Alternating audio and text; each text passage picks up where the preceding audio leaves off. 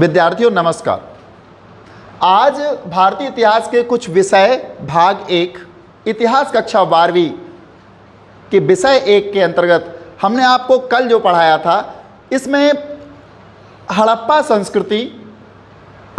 संस्कृति से प्राप्त विशिष्ट वस्तु मोहरें, उसकी लिपि किस पत्थर पर बनाई गई है, किन के उस पर चित्र अंकित हैं, ये सब कुछ हमने कल आपको बताया था। साथ ही साथ हमने कुछ पारिभाषिक शब्दों का प्रयोग किया था।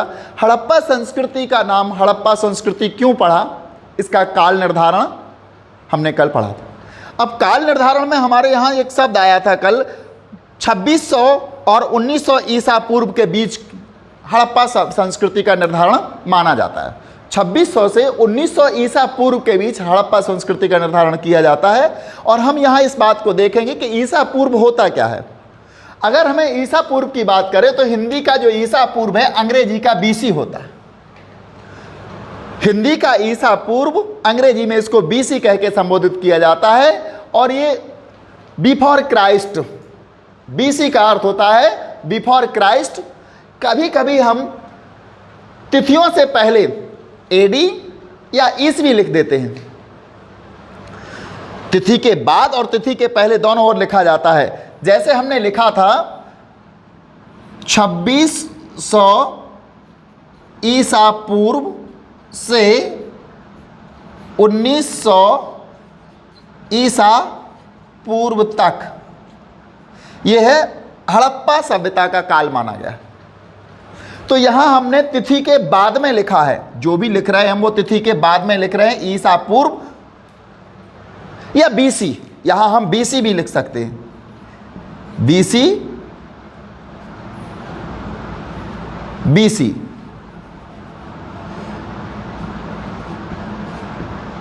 बिफोर क्राइस्ट या ईसा पूर्व हम लिख सकते हैं इसको। यहां हम आपको बताने वाले हैं कुछ तिथि शब्द जो होते हैं वो तिथि के पहले लिखे जाते हैं, तिथि के पहले। जैसे हम लिखते हैं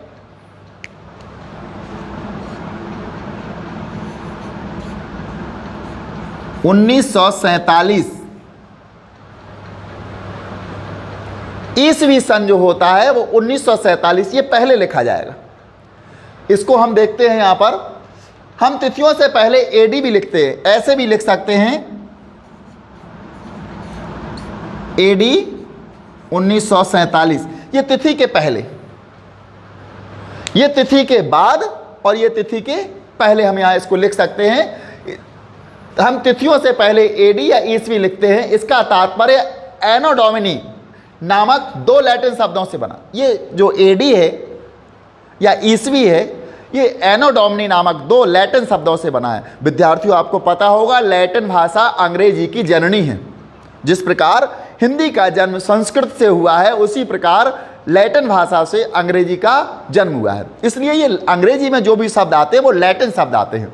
तो यहाँ पर लैटिन भाषा के दो शब्द एनो डोमिनी नामक दो लैटिन शब्दों से बना है। इसका तात्पर्य ईसा मसीह के जन्म के वर्ष से, जिस वर्ष ईसा मसीह का जन्म हुआ था उसको एनो डोमिनी कहा जाता है।